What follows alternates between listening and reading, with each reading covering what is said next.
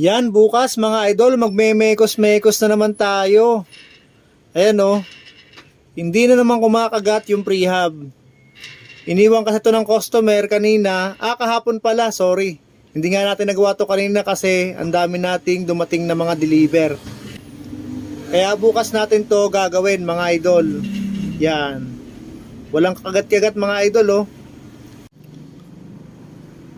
Yan mga idol, pagkatapos natin itong ayusin, yung prehab, ang gagawin naman natin, ililipat naman natin itong ginawa natin na sagmit. Yan, bali ililacing po natin yan bukas. Mahirap kasing ayusin yung prehab nito kapag wala sa rim, kaya aayusin muna natin yung prehab niyan, tapos babaklasin natin yung mga rayos, saka natin to ililipat. Yan, bali magko-convert po tayo kasi 36 holes po ito. Tapos 32 holes itong rim.